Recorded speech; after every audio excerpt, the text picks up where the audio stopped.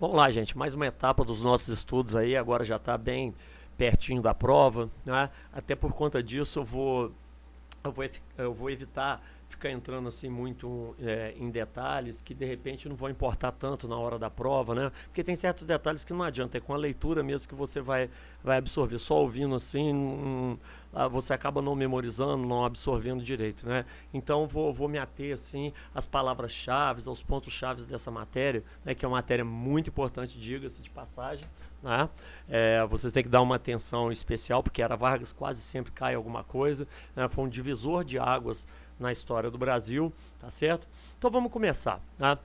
Daqui a pouco, né, vocês vão ver aí o slide, né? A Era Vargas é o período que vai de 1930 até 1945, né? Vamos lá. Começando, o que você precisa saber sobre esse período? Primeira coisa, Vargas chegou ao poder através de uma revolução, né? Uma revolução que provavelmente já foi contada aí nos vídeos anteriores que se falava da crise da República Velha, né? Mas de qualquer maneira vale uma revisãozinha rápida, né? Vai que você não teve condição aí de assistir, né?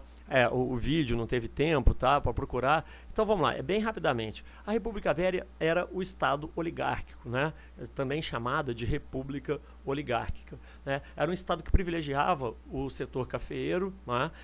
Os políticos, os presidentes da República representavam os interesses dos cafeicultores, de uma forma genérica dá para se falar assim. Era a época do coronelismo, do voto de cabresto, né, já que o voto era aberto, o voto não era secreto. Portanto, era um período em que os latifundiários, os coronéis lá nas suas localidades, eles decidiam a eleição, né? E essa situação política de fraude eleitoral, de política do café com leite, né, aquele jogo combinado, aquele jogo político combinado, cada hora era um que entrava na presidência, tudo já estava armado, né? Apesar que nós vimos que em alguns momentos essa combinação não funcionou muito bem, né? Mas o fato é que a sociedade brasileira, por volta de 1930, já estava, vamos dizer assim, cansada desse tipo de política. E em alguns setores em especial, né, se ressentiam mais desse tipo de política e por isso combatiam de forma mais veemente, né? Nós podemos citar aí a classe trabalhadora, né, que de certa forma, através dos movimentos grevistas, dos movimentos reivindicatórios, deixava claro a sua insatisfação em relação à situação na qual ela vivia, que estava vinculada à política, né? Podemos citar também a burguesia nacional, que não via no governo oligárquico, né, nessa República Velha, um governo que atendesse aos seus interesses, né, de investimento no setor industrial. Temos também as classes médias urbanas que estavam insatisfeitas, né, porque não existia uma política urbana por parte do governo, né, no sentido de fazer mais investimentos nas cidades, no comércio, principalmente na indústria. A ausência desse tipo de política, né, causava frustração, causava ressentimentos, né, e eles sabiam que as coisas nunca iriam mudar se a estrutura política do país não fosse alterada, né? Ou seja, se continuasse aquele voto de cabresto. Até uma situação interessante, porque é bastante semelhante ao que a gente vive hoje, né? A sociedade brasileira também está cansada dessa classe política que está aí, né? De tanta corrupção, de tantos desvios de conduta, né? Da falta de representatividade que nós temos nos dias atuais e daí essa exigência por reforma política que nós vemos hoje, né? Uma situação semelhante. Naquela época existiam vários setores, como esse que eu estou falando agora, que exigiam mudanças no governo, né? E eles sabiam que se não fosse alterada aquela estrutura política, né, que favorecia os coronéis, né, do coronelismo, do voto de cabresto e tudo mais, o país não iria mudar, a política continuaria sendo aquela, né? Então, esses setores da sociedade, né, eles lutavam, né, reivindicavam por essas mudanças. E tinha em especial, que teve um papel bastante destacado, que foi o movimento tenentista, né? Um movimento surgido dentro do Exército, mas é bom lembrar que esses tenentes, eles vinham, ou seja, eles eram oriundos, né, das chamadas classes médias urbanas. Nessas classes médias urbanas, né, essa insatisfação já estava graçada, já estava, né, impetrada aí nessa camada da sociedade brasileira. Então, esses jovens, quando eles saíam da vida civil e iam para o exército, né, eles também encontravam uma mentalidade de descontentamento por parte do exército em relação a essa república, né? Nós vimos aí vários momentos que se aventou dentro do exército de que o exército pudesse fazer algum tipo de intervenção, né? Então, durante o governo do Epitácio Pessoa, né, na ocasião da eleição do Arthur Bernardes, né, teve o episódio lá das cartas falsas, que seriam, então, injuriosas ao Exército Brasileiro. Então foi criando todo um clima, né, de animosidade, né, entre o Exército Brasileiro e o governo brasileiro. Mas um setor específico desse Exército, que eram esses jovens tenentes, tá legal? Então esse movimento, né, começou lá em 1922 com a revolta dos 18 do Forte de Copacabana, depois teve uma revolta em São Paulo, outra no Rio Grande do Sul, a famosa Coluna Prestes, né? Então, esse setor, esse movimento teve um papel bastante destacado, né, no que diz respeito à contestação e também no golpe que pôs fim à República Velha, tá certo? Nós sabemos que no ano de 1929 houve uma grande crise internacional, né? O crack da Bolsa de Nova York. Isso afetou a economia do mundo inteiro e com o Brasil não foi diferente. O Brasil dependia muito das exportações de café. Então, com a crise de 1929, a situação interna ficou bastante complicada, tá? E aí o que aconteceu? Houve uma pressão do setor cafeeiro para que o governo desse mais uma vez uma ajuda para esse setor. Só que o presidente, na ocasião, o Washington Luiz, não aceitou dar essa ajuda. Né? Por quê? Porque o governo estava em dificuldades, ele não tinha condições, né? Isso iria gerar uma situação bastante complicada do ponto de vista financeiro para o governo. Então ele negou essa ajuda. Os cafeicultores então resolvem fazer o quê? Eles vão atrás do candidato do governo, que seria então, né, o presidente Antônio Carlos, e pediram essa ajuda caso ele fosse eleito. No caso, eles estavam realmente fazendo o quê? Eles estavam aliciando o próximo presidente da República, né, e oferecendo apoio nas eleições para ele, se ele ajudasse, então, né, os cafeicultores. Bom, e aí o que aconteceu? Né? O Washington Luiz ficou sabendo dessa negociação e resolve trocar, quebrando, então, a política do café com leite. Né? Ele chama um paulista, o Júlio Prestes. E quebrando a política do café com leite, o que aconteceu? Houve oposição, né? Aí formou-se lá a Aliança Liberal, colocando na chapa, né, de oposição Getúlio Vargas como candidato à presidência da República e como candidato a vice o João Pessoa da Paraíba. Pois muito bem, a máquina do Estado mais uma vez funcionou, as fraudes, aquela coisa toda, e o candidato do governo, o Júlio Prestes, que era um paulista, né, ganhou as eleições, mas o país ficou rachado. Engraçado, está bastante semelhante, né? Não estou sugerindo revolução nenhuma, nem golpe nenhum aqui não, tá? Mas tem pontos realmente muito semelhantes com o nosso país atualmente, né? Mas então o fato é que o Brasil, politicamente falando, saiu, né, rachado aí dessa disputa eleitoral, né? E com todos esses setores descontentes que eu acabei de citar para vocês, existia realmente um clima de descontentamento muito grande. Eu me esqueci de falar, mas está em tempo ainda, né, que havia mais um setor da sociedade que também acabou apoiando essa aliança liberal, que foram, né, as chamadas oligarquias dissidentes. O que seriam essas oligarquias dissidentes? Aqueles estados, né, que se sentiam excluídos da política nacional. Então eles resolvem, nessa ocasião, apoiar a candidatura de Getúlio Vargas. Mas, bom, como eu estava dizendo, né, o Getúlio Vargas perde as eleições, né? Aí começou-se a falar em revolução, tal, em golpe. Porém, o próprio Antônio Carlos, né, que apoiou essa candidatura do Getúlio Vargas aí, ele disse uma frase que ficou bastante conhecida, né? Ele falou assim: prefiro 10 Júlio Prestes a uma revolução. Isso refletiu o medo da elite, né, de que essa revolução tivesse um caráter popular, né? Então falou assim: eu prefiro 10 Júlio Prestes que uma revolução. Né? Vai que essa revolução tem uma grande participação popular, a gente não sabe para que rumo isso pode tomar. Então o medo da que a elite tinha era muito grande, né? Mas aí acontece um fato isolado. O João Pessoa, que era candidato à vice-presidência da República, ele é assassinado na Paraíba, né? Lá em 1930. E aí o que acontece? Aquele papo todo de revolução, de golpe, volta à tona e volta com força dentro do Exército. O Exército, né, principalmente os tenentistas, já começa a se mobilizar, colocar tropas na rua, e aí percebeu-se que o golpe já estava em andamento, que ele era inevitável.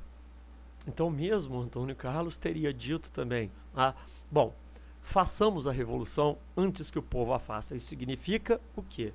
Significa que a elite resolveu então tomar as rédeas dessa revolução, né? Tomar a direção da revolução para impedir que ela tomasse um caminho tortuoso de acordo com a visão dela, elite.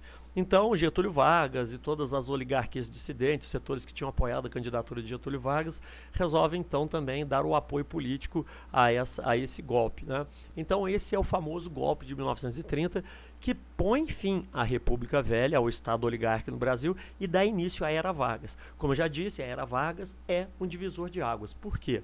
Na história do nosso país.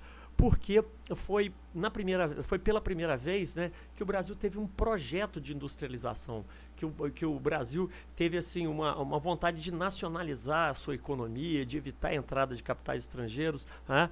Então, a partir daí, a gente começa a notar que existem algumas palavras-chave para a gente estudar e entender a Era Vargas. Então, vou citar algumas, tá?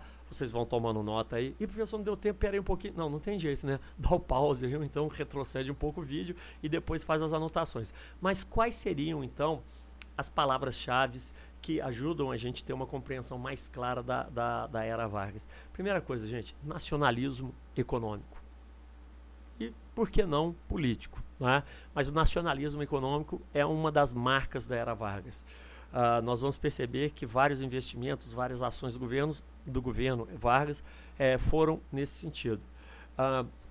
Podemos dizer também que um dos fatos marcantes, né, dessa Era Vargas foi a industrialização. Como eu disse, né, Getúlio Vargas tinha uma ideia de desenvolvimento na cabeça dele, que era uma industrialização mais alavancada pelo Estado.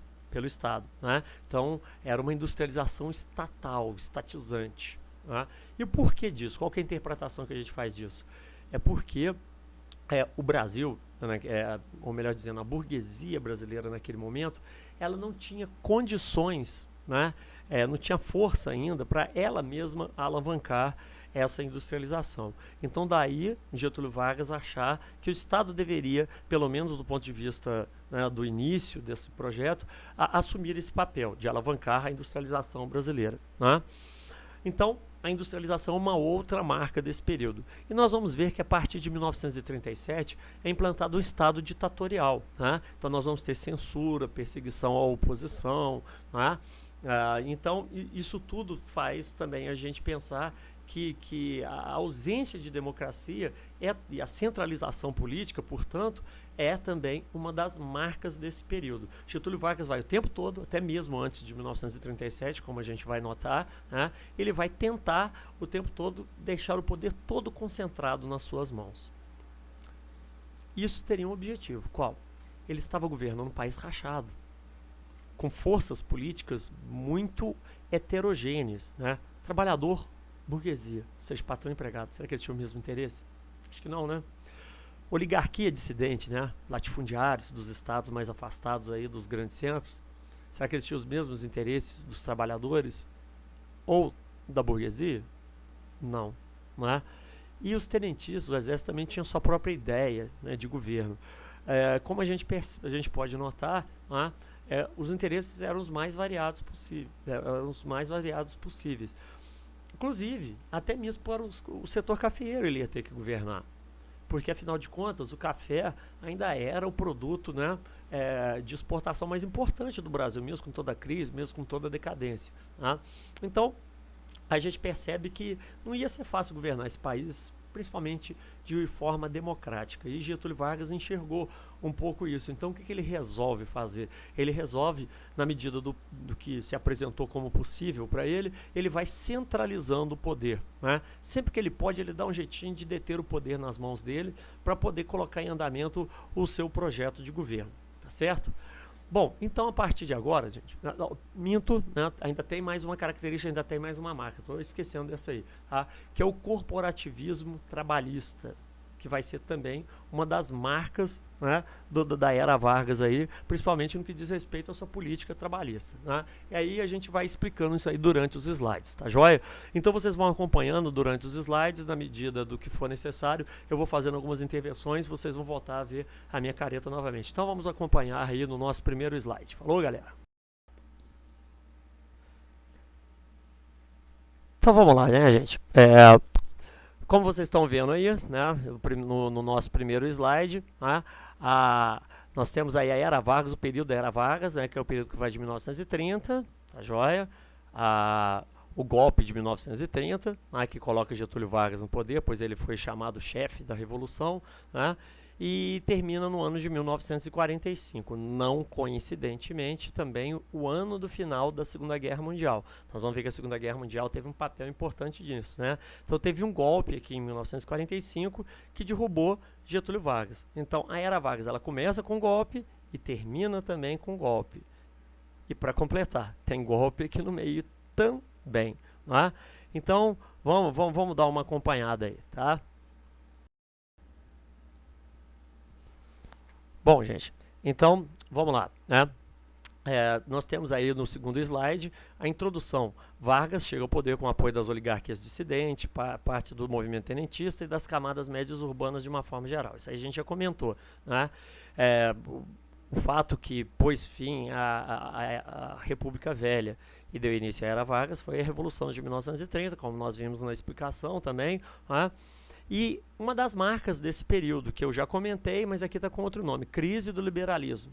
Podemos mudar liberalismo por democracia, crise da democracia, né? Tanto no mundo, ou seja, na Europa, quanto também aqui no Brasil, né? Porque lá na Europa foi a época da ascensão dos regimes totalitários, do nazismo, do fascismo, né?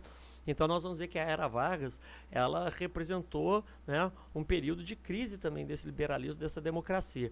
Ou seja, como eu expliquei isso anteriormente, eu disse para vocês que Getúlio Vargas sempre tentou, né, e na medida do possível ele fez isso, centralizar o poder nas suas mãos, né, implantando inclusive um Estado ditatorial a partir de 1937, que foi o Estado Novo. Então é isso que nós estamos chamando aqui de crise do liberalismo ou centralização política, tendência à centralização política, né? E aqui imposição do Estado intervencionista, no caso principalmente a partir de 1937, beleza? Então vamos ver o slide posterior. Vejamos aí então agora, né, os períodos que fazem parte da Era Vargas, né? Nós vimos no primeiro slide lá que a Era Vargas vai de 1930 até 1945, né? Mas dentro desse período aqui nós tivemos algumas fases, alguns subperíodos, né? Então, nós teremos aqui em 1934 o fim do governo provisório. O governo provisório começa com a Revolução de 1930, né? E quando fica pronta a nossa primeira Constituição depois da República Velha, né? Portanto, a segunda Constituição republicana, então começa um novo período. Termina o governo provisório, aqui está com o nome de República Nova, né? Mas esquece esse nome aqui, é muito mais conhecido como Governo Constitucional de Vargas, não é? Não vamos pegar esse nome República Nova não, porque senão a gente vai confundir com a atual República que tem esse nome também, tá joia? Então, os materiais mais antigos usavam essa República Nova aqui para se referir ao governo constitucional de Getúlio Vargas, mas vamos chamar isso aqui de governo constitucional, que começa então em 1934, perdão. E quando chega em 1937, vai acontecer o golpe do Estado Novo, que vai implantar um Estado ditatorial. Então, acaba o governo constitucional de Vargas e começa o governo ditatorial, ou seja, o Estado Novo, que vai de 1937 até 1945. Portanto, tivemos aí 3 fases, né? Governo provisório, esquece isso aqui, né? O governo constitucional e depois Estado Novo, certinho? Vamos continuar aí no próximo slide. Bom, temos aí, né, o início do governo provisório. Vamos ver quais foram as principais medidas, os principais eventos, né? Agora é o seguinte, gente, aqui vai uma dica. Não fica preocupado aí de ficar decorando, memorizando essas coisas, não. Tá? Importante é você entender como se deu o processo, né? E você pelo menos conhecer os acontecimentos mais importantes. Então nós estamos ressaltando aqui as primeiras medidas, né? E de repente você está aí assistindo e fala, pô, deixa eu ficar decorando. Não precisa, tá bom? Você vai ver que são coisas óbvias. Teve um golpe de Estado. Se teve um golpe de Estado, isso quer dizer o quê? Que a Constituição anterior ela foi desrespeitada, né? Então o país precisa de uma nova Constituição. Então nós temos aqui a suspensão da Constituição de 1891. Bom, isso aqui é muito óbvio, né? Ele estava lutando contra aquela questão do coronelismo, contra a estrutura política vigente daquela época, não fazia sentido continuar com a Constituição. Então é uma coisa de lógica, né? Precisa de ficar decorando isso? Não precisa, é uma coisa lógica, tá? Fechamento do poder legislativo. Por quê também? É outro acontecimento lógico, né? Porque esse poder legislativo ele foi eleito de acordo com a estrutura legal jurídica do governo passado, que eles combatiam. Então não fazia sentido deixar no mandato os mesmos deputados, senadores, né? Então o poder legislativo foi fechado. Outra coisa óbvia, que se aparecer alguma coisa na prova falando que ele manteve a Constituição, manteve a Câmara, lógico que é mentira, tá? Então vamos lá. Nomeação de interventores para os estados. Isso aqui já é importante, né? Então, o que foi esse negócio de interventores, gente? Tem governador de estado, não tem? Naquela época também. Eles eram chamados de presidentes de estado, né? Vamos lembrar que naquela época o federalismo ele realmente prevalecia. Os estados tinham uma grande autonomia. Nós vamos ver que isso já mudou aqui no governo provisório de Vargas e foi mantido na Constituição de 1934, né? Então, o que aconteceu aqui? Como ele não podia confiar nenhum político eleito pela estrutura antiga, né, pelo menos a lógica é essa, ele então nomeou pessoas para ocuparem os cargos dos governadores ou presidentes de estado, né? Então esses eram os interventores e eram nomeados diretamente pelo presidente, no caso Getúlio Vargas, né? E ele também, aqui em 1934, já adota uma nova política de valorização do café, né? Comprando estoque excedente, aquela coisa toda. Aí tem gente que às vezes lê isso ou ouve e pensa, né? Fala, pô, caramba, mas eles eram tão contra os cafeicultores, a República do Café, por que ajudar o café? Vamos lá, gente, 1930, os efeitos da crise estavam aí, né? Então, o produto mais importante de exportação do Brasil era o café. Então não tinha como ele conseguir recuperar a economia brasileira se ele não procurasse fortalecer também, né, esse setor da nossa economia, correto? Então vamos olhar aí o slide seguinte, né? Bom, no ano de 1932, tá joia, gente? Acontece o movimento revoltoso em São Paulo, que ficou conhecido como a Revolução Constitucionalista de São Paulo. Então vamos lá, gente, não se confundam. Apesar do nome Revolução, igual a Revolução de 1930, né, foi uma tentativa de golpe na realidade, né? Quando a gente fala revolução, a gente está falando de mudança profunda, quando alguém chega no poder e muda tudo, né? Muda a sociedade, muda a economia, muda a estrutura política, mas não foi isso que aconteceu. Foi uma tentativa de golpe contra o governo de Getúlio Vargas, empreendido pelo estado de São Paulo, né? Bom, o que nós podemos falar a respeito disso aí, né? Antes de eu começar a explicar esses itens que vocês estão vendo aí. O seguinte, gente, a interpretação que nós fazemos da Revolução Constitucionalista de São Paulo é que, na realidade, foi uma tentativa da elite de São Paulo, né, de recuperar o poder, né, ou de, no mínimo, enfraquecer o poder de Getúlio Vargas, né? Então, os principais prejudicados pela Revolução de 1930 foram os cafeicultores, eles que estavam no poder, né, e de repente perderam. O que foi isso aqui, então? Foi uma tentativa deles, cafeicultores, né, de São Paulo, de voltarem, de retornarem ao poder, né? Mas a justificativa para esse movimento, usada por eles, não foi essa, né? Olha o nome da Revolução, Revolução Constitucionalista. Então, qual foi o pretexto que eles usaram? Que o Brasil não tinha uma Constituição, já tinham passado aí, né, 2 anos da Revolução e o governo de Vargas ainda não tinha deixado pronta uma Constituição. Então eles falam, pô, esse cara é um ditador, tal, né? E depois ele acabou se revelando ser isso mesmo, tá? Mas, enfim, o fato é que eles alegavam que a falta de democracia, a falta de constitucionalização do país era a bandeira principal deles, tá? E também reclamavam pelo fato de Getúlio Vargas ter nomeado um interventor, lembra do sistema de interventorias, que não era paulista, para o estado de São Paulo. Isso também teria desagradado essa elite paulista. Porém, vamos lá. O que aconteceu? Getúlio Vargas trocou esse cara aqui, esse João Alberto, por um paulista, né? agora no momento não recordo o nome, mas isso também não vem ao caso, tá? Mas ele trocou esse João Alberto por um paulista. E mesmo assim o pessoal continuou articulando esse golpe contra ele, né? Bom, antes de eclodir a Revolução, Getúlio Vargas também deu início aos trabalhos da Constituinte para poder fazer a Constituição. Então, quer dizer, estariam os dois itens principais das reivindicações do Estado de São Paulo esvaziadas por medidas tomadas por Getúlio Vargas. Mas mesmo assim, a Revolução eclodiu. E por quê? Aí é que reforça essa tese, né, de que essa revolução teria sido uma tentativa da elite, né, de São Paulo de retornar ao poder, tá certo? Bom, e nessa luta o que aconteceu? Manifestações públicas, conflitos entre a população, os manifestantes e a polícia, e nesse conflito, né, morreram aí 4 pessoas, né? Martins, Miragaia, Drauzio e Camargo, né? E aí, daí vem então essa sigla MMDC, que ficou muito famosa, foi usada como bandeira nessa revolução, tá? Então, o que aconteceu ao final? São Paulo foi derrotado militarmente, ou seja, ele não conseguiu atingir seu objetivo, tá? Porém, essa revolução, de certa forma, apressou, né, os trabalhos para que uma nova Constituição ficasse pronta. Então, do ponto de vista militar, nós podemos dizer que foi uma derrota, né? Mas do ponto de vista político, houve resultados, né? Então, os trabalhos constitucionais, eles foram apressados aí por conta dessa Constituição, certo? No slide seguinte, vocês estão vendo aí algumas imagens da Revolução Constitucionalista de São Paulo, tá? Mas como a gente está com um pouco de pressa, não vai dar para a gente parar nem ficar comentando muito, tá vendo? Ó, MMDC aqui, tá? MMDC aqui embaixo, tá vendo? Tá? Então, aqui é um bandeirante representando o Estado de São Paulo, segurando Getúlio Vargas aqui, fotos, né, da época da Revolução. Bom, então vamos lá, a gente não pode perder muito tempo com isso não, tá joia? Vamos continuar acompanhando aí.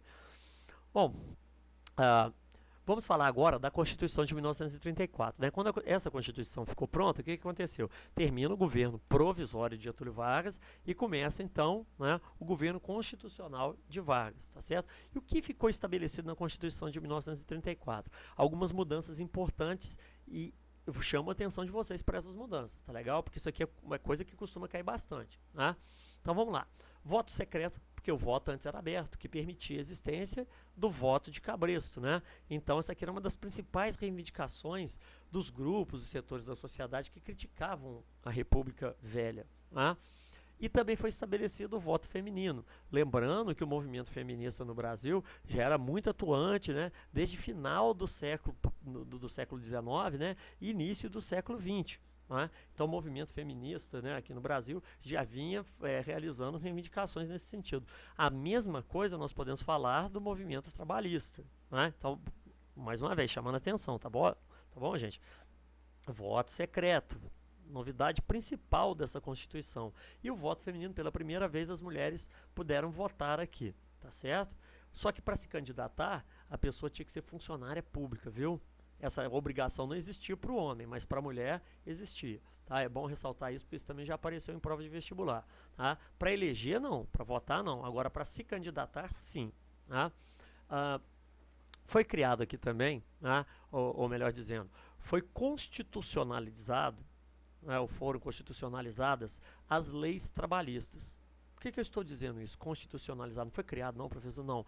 Porque já no período, né, do governo constitucional de Vargas, muitos direitos trabalhistas foram criados, né, muitas leis trabalhistas foram criadas. Outras até mesmo absorvidas do período anterior, porque na época da República Velha se fizeram também leis trabalhistas. Só que o que acontecia? Elas não eram fiscalizadas, né? Não existiam órgãos que sequer eram encarregados de cuidar da observação dessas leis. Né? Então o que acabava acontecendo é um total desrespeito das leis trabalhistas. Então no governo constitucional, no governo provisório de Vargas, Vargas absorveu alguma dessas leis anteriores, né? E depois ele incorporou essas mesmas leis à Constituição de 1934. Né? Que tipo de lei? Lei que determinava o salário mínimo, né, a criação da justiça do trabalho, férias remuneradas, a regulamentação do descanso semanal remunerado. Né? Então, todas essas regras aí foram criadas, né, ou incorporadas na Constituição de 1934. E aqui nós temos o item nacionalismo econômico, que eu chamei a atenção de vocês. Por quê? Porque as riquezas né, minerais, hidrominerais, ou seja, a riqueza do subsolo brasileiro, né, ela foi nacionalizada, ou seja, ela pertencia, ficou considerada como patrimônio do país, da nação. Portanto, para poder ocorrer a exploração dessas riquezas, ela só poderia acontecer sob autorização, concessão do governo, certo? Então, isso caracteriza o nacionalismo econômico já aqui na Constituição de 1934. Né? Também foi estabelecido a separação dos três poderes. Né? O governo continuou sendo um republicano, né? E também foi estabelecido eleições diretas para o executivo e para o legislativo, né? Com mandato aí, no caso, para o presidente da República, um mandato de 4 anos, tá certo? Então, essas aqui eu considero como sendo as principais inovações. Agora, gente, eu não vou mentir para vocês, não. É interessante dar uma estudada. Se vocês tiverem mais informações aí nas apostilas que vocês estão usando, nos livros, né? Dá uma pesquisada aqui na Constituição de 1934, pega outros comentários aí, tenta dar uma completada, porque às vezes alguns detalhezinhos acabam caindo também, certo? Então vamos lá, vamos para o slide seguinte. Tá? Então, aqui nesse slide nós vamos falar da questão política, do jogo político no Brasil. Né? Se formaram duas forças no Brasil, e duas forças políticas extremistas, radicais. Né? Então a gente tinha tanto radicalismo à esquerda quanto radicalismo à direita, a exemplo do que acontecia, né, na Europa, lá com o nazismo, com o fascismo e também com o socialismo lá da União Soviética. Né? Então nós temos a formação que dá a IB, né, a Ação Integralista Brasileira, liderada lá pelo Plínio Salgado, que era considerado o Dulce de favela, ou seja, né, o líder, o condutor da favela, tá certo? Eles tinham as mesmas ideias que o fascismo italiano, né? Era muito semelhante. Eram antidemocráticos, né? Favoráveis, portanto, ao governo centralizado, eram radicalmente anticomunistas, pregavam o nacionalismo exagerado, né? Vamos ver o slide seguinte aí rapidamente, tá joia? Defendiam o governo autoritário, exaltavam o militarismo, o uso da força, exibicionismo público com desfiles, o uso de uniformes, eles também atacavam os socialistas, né? Eles perseguiam os socialistas com violência, diga-se, né? E tinha uma saudação, ao invés de ser Heil Hitler, era o Hanauê, né? Uma saudação da língua tupi-guarani, tá certo? Vamos ver a fotinho do cara aí, né? Do nosso... Plínio Salgado, aí está aqui o símbolo, né, do integralismo brasileiro, a figura aqui do Plínio Salgado, certo? Então vamos lá, não vamos parar muito nisso aqui não, vamos para o slide seguinte. E tivemos também a formação aí da ANL, né, Aliança Nacional Libertadora, de influência socialista, cujo líder era o Luiz Carlos Prestes, aquele lá da coluna Prestes, do movimento tenentista, tá bom? Então defendia o quê? O não pagamento da dívida externa, né, a nacionalização das empresas estrangeiras, defendiam reforma agrária, né, e eram radicalmente contrários ao fascismo, né? Então um era contra o outro, tá certo? Então, Luiz Carlos Prestes, no ano de 1935, né, comandou uma intentona, ou seja, uma tentativa de golpe contra o governo de Getúlio Vargas, mas o movimento fracassou. Esse movimento ficou conhecido, então, como a intentona comunista, e isso teve consequências, né? Como a gente... Ai, gente, muito detalhe, né? Tem um filme brasileiro aí, Olga, que quem tiver a oportunidade de assistir, quem ainda não assistiu, é interessante dar uma olhadinha que mostra, né, os acontecimentos que envolveram aí essa intentona integralista, tá certo? O slide seguinte, aí nós temos aí a foto do Luiz Carlos Prestes, né? Foto da Olga, né? Os dois aqui, tá certo? Né? Uma câmara de gás, né? Como a gente já sabe, a Olga foi mandada para a Alemanha, e lá ela acabou morrendo numa câmara de gás, né? Uma coisa nada legal. Então vamos lá, gente. Em 1937 acontece então o golpe do Estado Novo. Começava aí então, tá bom, gente? O estado ditatorial de Getúlio Vargas. Tá? E qual foi a justificativa para esse golpe? Soltou-se na imprensa que existia um plano comunista, tá joia, para tomar o poder no Brasil, mais uma vez. Né? Um plano que foi forjado, tá legal? Inventaram esse plano. Inclusive, né, quem forjou a carta que continha o hipotético plano Cohen foi o Olímpio Mourão, general do Exército, que mais tarde seria um dos líderes do golpe militar de 1964, tá bom? Então esse foi um plano, né, forjado, que Getúlio Vargas usou como pretexto para poder o quê? dominar o poder. Então vamos lá, gente. Dominar o poder, ele já estava no poder, né? Mas para que ele continuasse no poder, uma vez que em 1938 terminaria o seu mandato, né? E ele julgava que a missão dele ainda não estaria terminada. Tá? Bom, então aqui vale a seguinte interpretação. Bom, por que esse negócio de plano comunista para tomar o poder colou? Por que essa história colou? Porque no ano de 1935, como nós vimos, né, ocorreu a intentona comunista.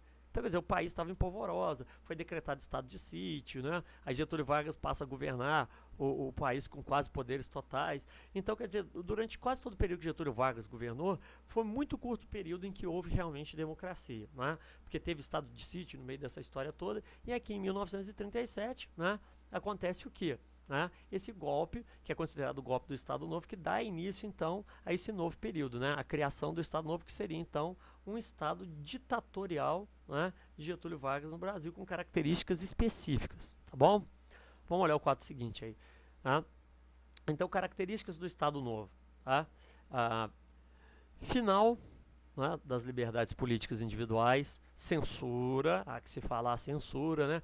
Corporativismo. O que é esse negócio do corporativismo, gente? Eu já expliquei isso para vocês, mas vamos lá novamente, né? Corporativismo é o Estado se colocar como intermediário entre os conflitos do país, principalmente no caso do trabalhismo, né? Então o Estado se colocava como intermediador entre os trabalhadores e os patrões, ou seja, entre o capital e o trabalho, tá bom? O nacionalismo também é uma das características desse Estado, né? E a presença de um líder carismático, um investimento, né? Uma forte propaganda em cima do líder, que no caso era o próprio Getúlio Vargas, desculpa. Né? E é também caracterizado por um forte intervencionismo do Estado e exibicionismo público. Para quê? Para ressaltar, né, a figura carismática, então, de Getúlio Vargas. Passemos aí, então, né? Aí, um detalhe importante, né? O Estado Novo diferenciava-se do fascismo clássico por não haver partido de massa, né? E nem uma ideologia assim definida. Ou seja, nós vamos ver aqui que na Constituição de 1937, né, nós temos ela aqui, a Constituição de 1937, ficou estabelecido que os partidos políticos não poderiam existir. Vocês estão vendo aí, ó, a dissolução dos partidos políticos. Então, não podia ter partido nenhum. Na Itália fascista tinha o partido fascista, na Alemanha nazista tinha o partido nazista. Então, esse fator, né, esse fato, diferenciava então esse Estado Novo dos fascistas da Europa. Né? Então, o que ficou estabelecido na Constituição de 1937? Concentração de poderes no poder executivo. Getúlio Vargas poderia governar por decretos. Tá? Ele tinha direito de veto ao que o Congresso Nacional aprovasse e podia, inclusive, até mesmo fechar o Congresso Nacional, em nome da segurança nacional. Tá? Final do federalismo, ou seja, aquela ideia de federalismo, de autonomia dos estados, estava definitivamente cancelada aqui. Né? Foi uma Constituição outorgada, ou seja, ela foi imposta, ela não foi criada por representantes do povo, né? Então não foi uma Constituição democrática, tá? Já é por isso que nós dizemos que é uma Constituição outorgada. Novamente se recria aqui, né, o sistema de interventorias, tá certo? E também temos aqui o final da independência sindical, aquela coisa do corporativismo trabalhista que nós explicamos no slide anterior, correto? Então essas seriam as principais características, tá bom? Vamos lembrar que nessa ocasião não existia a figura, né, do vice-presidente. Né? Nessa Constituição também não estava estabelecido isso. Bom, gente, se você for observar aquele dispositivo que proibia, então, a existência de partidos políticos no Brasil, né? Teve um partido que se sentiu particularmente prejudicado. Né? Porque a proibição não era só da existência de partido político, não. Existia também a proibição do uso de símbolos, bandeiras, dísticos, de desfiles sem autorização do governo. Né? Enfim, tudo aquilo que o integralismo brasileiro lançava a mão para poder crescer, para poder se divulgar. Né? Então, por conta disso, né, por conta dessa proibição de tudo isso, o que ocorreu? Né? Eles perceberam claramente, né, que o integralismo estava morto por essa Constituição. Então, eles resolvem fazer uma tentativa, né, realizar uma tentativa de golpe aqui, que ficou conhecida como a intentona integralista, ocorrida em 1938, né, na qual ocorreu o quê? o fechamento do partido, aliás, o fechamento do Partido Integralista, o que estava determinado na Constituição, perdão, estou falando bobagem aqui para vocês. Então a intentona integralista, né, foi uma tentativa de invasão do Palácio da Guanabara para tentar matar Getúlio Vargas, né, e assim acabar com o poder dele. Mas só que não deu certo.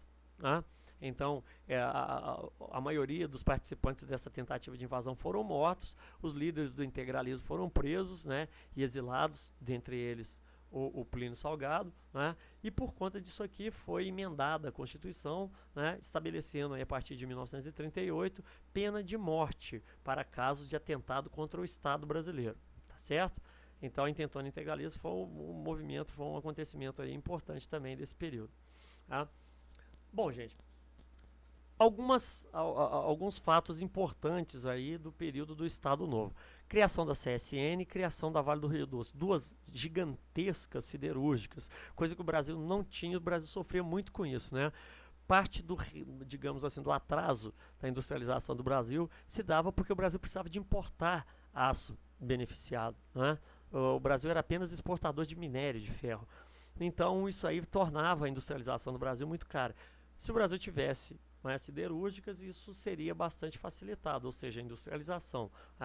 E como que se dá, então, a criação dessas grandes duas siderúrgicas? Isso aqui é importante, gente. Se dá dentro do contexto da participação do Brasil na Segunda Guerra Mundial. O que ocorreu? O Brasil, por questão de características, ele estava muito mais próximo dos regimes fascistas europeus do que dos países aliados. Na Segunda Guerra Mundial já tinha começado aqui. Então parecia natural que o Brasil se aproximasse desses países. E de fato, havia uma aproximação entre Brasil e Alemanha. Porém, o que ocorreu foi que para o Brasil, vamos dizer assim, assumir claramente um apoio aos regimes fascistas europeus, colocaria o Brasil numa situação muito perigosa. Por quê? Porque existia uma proximidade muito grande, né, do Brasil com os Estados Unidos, né, inclusive do ponto de vista geográfico, né, a proximidade com os Estados Unidos, por estar no mesmo continente, né, as relações diplomáticas entre Brasil e Estados Unidos eram muito mais próximas do que com a Alemanha, do que com a Itália ou com o Japão, que eram os chamados países do eixo. Né. E por conta disso, né, Getúlio Vargas faz aquele jogo de ficar em cima do muro, que ele chama de pragmatismo político, ou seja, ser prático na política. Né? Então ele tentou tirar vantagem. O que ele fez? Ele soltou lá na Voz do Brasil, que todos conhecem, aquele programinha das 19 horas, né, que passa nas rádios em cadeia nacional, tudo foi criado por ele, Getúlio Vargas, durante aí, o Estado Novo. Né? Então ele solta a notícia que a Alemanha iria construir, né, iria financiar a construção de duas siderúrgicas no Brasil. Né? No caso do Brasil, apoiar a Alemanha na guerra. Porém, os Estados Unidos, sabendo dessa notícia, os seus representantes, inclusive o presidente dos Estados Unidos na época, o Roosevelt, aquele do New Deal lá, que resolveu o problema da crise econômica norte-americana, veio correndo para o Brasil para poder tentar fechar um acordo. E desse acordo saiu o quê? As negociações que resultaram na criação dessas duas grandes siderúrgicas financiadas com capital norte-americano. Mas em troca o governo dos Estados Unidos exigiu o quê? Que o Brasil, né, se posicionasse aí, no caso, favoravelmente aos países aliados. Né?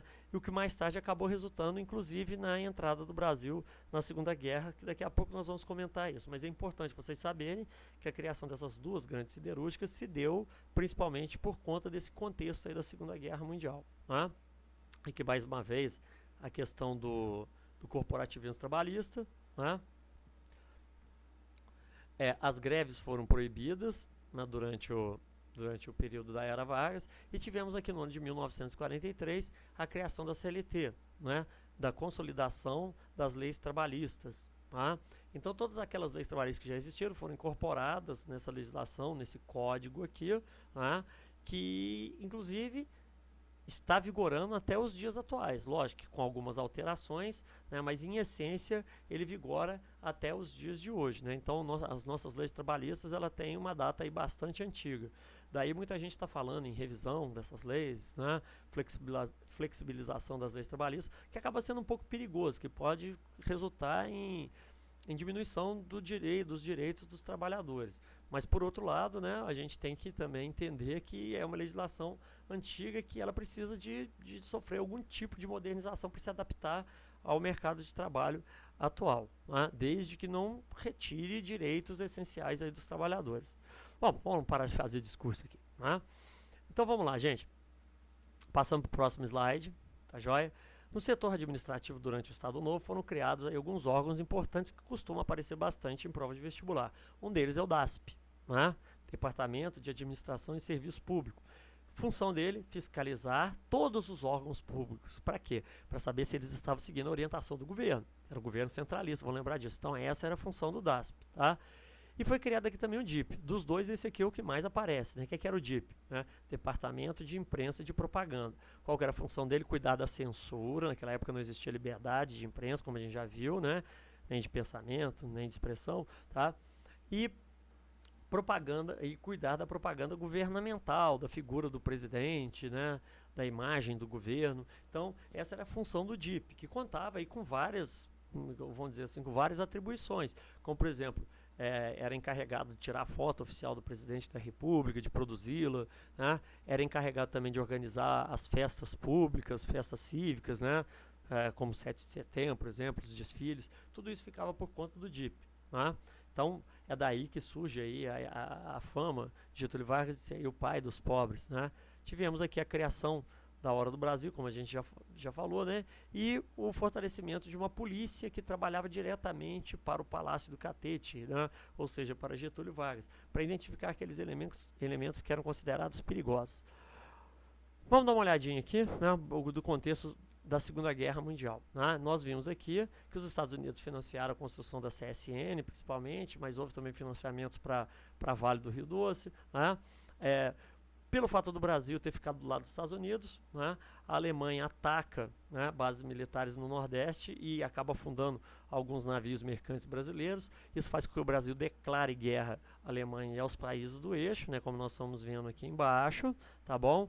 E para isso foi criado então a FEB e a FAB, né, Força Expedicionária Brasileira e a Força Aérea Brasileira, com o objetivo de combater os alemães na Itália, tá bom? Então o Brasil entra definitivamente na guerra, ou trava-língua. Nós vamos ver algumas imagens aí, né, dos pracinhas brasileiros. Né? Aqui está a imagem, né, da Força Expedicionária Brasileira, né, a cobra fumando. Né? Essa expressão surgiu porque diziam que era mais fácil, na época era mais fácil uma cobra fumando que o Brasil ir para a guerra, mas o Brasil foi, né? Por isso que eles adotaram esse símbolo da cobra fumando. Tá? E temos aqui o símbolo da Força Aérea Brasileira, Sentapua. Né? Parece que houve meio que uma competição lá entre os membros da aeronáutica, né? E eles acabaram escolhendo esse desenho aí, tá certo? Bom, vamos lá. Vamos para o próximo slide, tá joia? O Brasil declara guerra à Alemanha, né? Uma outra charge aí, tá? Então, vamos ler. No final da Segunda Guerra Mundial, o que aconteceu, né? Ou melhor dizendo, até dentro do contexto da Segunda Guerra Mundial, criou-se uma dicotomia, né? E criou-se um paradoxo político no Brasil, né? Uma situação contraditória. O Brasil era um regime muito semelhante ao fascismo, porém guerreando, fazendo guerra, combatendo os regimes fascistas na Europa, né? Então, essa situação antagônica, contraditória, criou dificuldades para o governo, principalmente no que diz respeito, né, a controlar a oposição. Porque a oposição começou a se manifestar, como nós temos aqui o caso, né, do Manifesto dos Mineiros. Não é?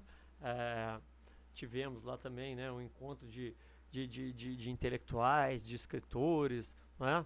O primeiro congresso lá dos escritores, tal, que começava a fazer discurso contra o governo. E o governo não tinha condições de implantar uma censura contra essas declarações, contra essas manifestações contra o governo, porque todas elas diziam, vamos lutar contra as ditaduras, né? Vamos lutar contra a falta de democracia, falando como se fosse para as tropas brasileiras que estavam lutando lá na Itália. Mas, no caso, isso respingava, atingia também diretamente, né, o governo de Getúlio Vargas, tá certo? Então, quando a guerra terminou, o clima na Europa era um clima de quê? De fim das ditaduras, né, de nova ordem mundial, as coisas precisavam mudar, a guerra finalmente tinha acabado, não podia acontecer outra guerra dela, não seria mais admissível, né, novas ditaduras. Generais do exército brasileiro também tiveram uma aproximação muito grande com o exército norte-americano devido ao grande apoio que o exército norte-americano deu às tropas brasileiras, né? Então a mentalidade desses generais já veio com aquela mentalidade de alinhamento à política norte-americana. E vamos lá, gente, os Estados Unidos, será que eles gostavam de saber que no Brasil, um país rico como o Brasil, né, com tantas riquezas, possuía aí um governo nacionalista, que inclusive tinha meio que passado a perna neles aí durante a guerra para a construção das duas siderúrgicas, não era uma coisa muito interessante, além do fato do Estado Novo ser realmente um governo ditatorial, né? Então Getúlio Vargas, pressionado, principalmente depois que a guerra acabou, que esses generais voltaram e começaram a pressionar, falaram, tem que mudar, não pode ser esse governo, os Estados Unidos acham que não é bom, então se eles acham que não é bom, não deve ser mesmo, né? Então já voltaram com essa mentalidade. Então, Getúlio Vargas, pressionado, convoca eleições, tá joia? Permite a volta dos partidos políticos, tá bom? Daqui a pouquinho nós vamos ver quais foram eles. Então se inicia aqui um processo de redemocratização, mas por conta do quê? Por conta desse contexto contraditório surgido aí durante a guerra, tá bom? Vamos dar uma olhadinha aqui. Aí dentro desse contexto de redemocratização, Getúlio Vargas, através de um partido criado diretamente por ele, né, o PTB, que é um partido que existe até hoje, e o PSD, né, que não foi um partido criado por ele, mas era um partido que apoiava a política de Vargas, né? Então esses dois partidos aqui principalmente, mas até mesmo o Partido Comunista do Brasil, que voltou também, né, adotaram aí a campanha do queremismo, ou seja, queremos Getúlio, né, queremos que Getúlio continue, mas com a Constituição, ou seja, com democracia. Então essa foi a campanha queremista, né, estimulada aqui por Vargas através do PTB, né, do PSD e com participação também do PCB. E aí o que aconteceu? Aqueles generais que eu falei para vocês, tal, eles ficaram preocupados, falaram, olha, esse cara tá parecendo que ele tá armando aí um novo golpe para continuar no poder. Antes que isso aconteça, vamos então derrubar. Então, né, que acontece, né? Getúlio Vargas acaba então sendo deposto, né, por um golpe liderado lá pelo general Dutra, né, que ele foi um dos líderes desse golpe, né, para impedir, né, qualquer chance de Getúlio Vargas permanecer no poder. E com esse golpe nós temos o fim então, né, da chamada Era Vargas. Tá bom? Aí temos aqui as primeiras eleições, né, depois que terminou a Era Vargas, o resultado delas aqui, Dutra, o mesmo que deu o golpe em Getúlio Vargas, mas foi eleito pelo PTB, Partido de Vargas, pelo PSD, tá certo? Com 55% dos votos.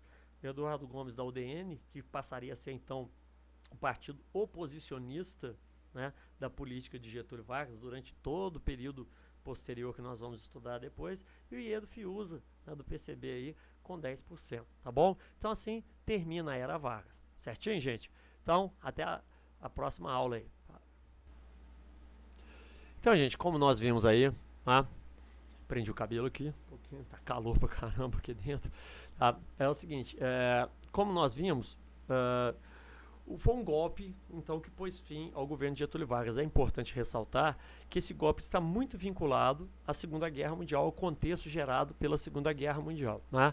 E chamando a atenção mais uma vez aí de vocês, que durante a Era Vargas, né, nós consideramos a Era Vargas como sendo divisor de águas, porque foi o momento em que o Brasil começa a investir mais pesadamente, né, numa estrutura industrializada, começa a investir mais em indústria, isso fazia parte, né, do projeto de governo, sem a gente cair no engano, né, de que o Brasil se tornou um país industrializado. Não é isso, ele continua ainda sendo muito agrícola, essencialmente agrícola, mas ele passou a ter uma industrialização mais forte e a partir dali uma industrialização que tinha participação direta do governo. Existia um projeto, existia uma vontade política do governo de realizar essa industrialização. Isso é uma novidade, né? O nacionalismo econômico é uma das características, o corporativismo trabalhista também foi uma das características importantes desse período aí, né? E também nós podemos dizer que durante a Era Vargas começou a se criar as bases daquilo que a gente costuma chamar de as bases do populismo, né? Um novo tipo de fazer política, um novo jeito de fazer política para substituir aquele jeito antigo da época da República Oligárquica, né? O professor, mas o governo de Vargas já não foi isso, não? Não exatamente, porque foi um governo essencialmente ditatorial, né, com poder centralizado, né, quase não houve democracia durante esse período todo aí, né, mas a partir de 1946, após a derrubada de Vargas, aí sim começaria uma fase democrática, né, um pouco mais democrática, digamos. Então, nessa fase democrática, o povo ia votar. E aí, como é que nós vamos fazer? Não tem mais aquele Estado tão centralista assim. Qual seria a saída? Então a saída foi esse tipo de política que ficou conhecida então como populismo, que no caso seria o quê? A entrada das massas populares aí no processo, no jogo político, porém de forma manipulada pelo Estado, pelos governantes, pelos candidatos, através de discursos demagógicos, né? Discursos que pregavam o desenvolvimentismo, os candidatos e os governadores, os governantes, eles se colocavam como figuras paternais, né, reforçando um paternalismo político muito grande, e usando principalmente dos meios de comunicação de massa que estavam surgindo naquela época, no caso rádio, que já existia há algum tempo, e a televisão, que começaria a ser criada no Brasil a partir da década de 50 principalmente, né? Então o populismo é caracterizado muito por isso, tá certo? Então a era Vargas foi uma era muito importante da nossa história, nós consideramos como divisor de águas por conta disso. Foi a primeira vez que houve um processo de industrialização mais bancado pela política do Estado, né? Foi também nesse momento em que Getúlio Vargas, no caso, né, conseguiu estruturar melhor o Estado brasileiro, né? Dando contornos que se assemelham mais ao que o país é hoje, né? Ele criou órgãos como, por exemplo, o CNP, que era o Conselho Nacional do Petróleo, que mais tarde resultaria na criação da Petrobras, né? Criou o IBGE, né? O Instituto Brasileiro de Geografia e Estatística, que existe até os dias atuais, né? Criou o Senai, né? O SESI. Então, vários órgãos que existem até os dias de hoje foram criados lá por Getúlio Vargas. Então ele aparelhou o Estado brasileiro, né? Ele tornou esse Estado mais capaz, mais eficiente de governar, de administrar o nosso país. Então por isso que a gente considera que a era Vargas é um período muito importante da história do Brasil, né? Devido a essas inovações, apesar de ter sido um período também dramático, né? Com perseguição à oposição, teve gente que morreu, como nós comentamos rapidamente, né? A Olga foi mandada lá para a Alemanha, acabou morrendo na Câmara de Gás. Então, quer dizer, teve umas coisas não muito bonitas aí durante o governo de Getúlio Vargas. Mas, se a gente for pensar pelo lado do ganho, né, da economia, principalmente, nós vamos perceber que teve uma importância muito grande a era Vargas, tá bom? Aí aguardem a próxima aula, quando nós falaremos então da República Liberal, né, desse período aí do nosso governo. Gente, valeu, obrigado pela audiência, até a próxima aula, fica de olho aí, República Liberal, tá bom?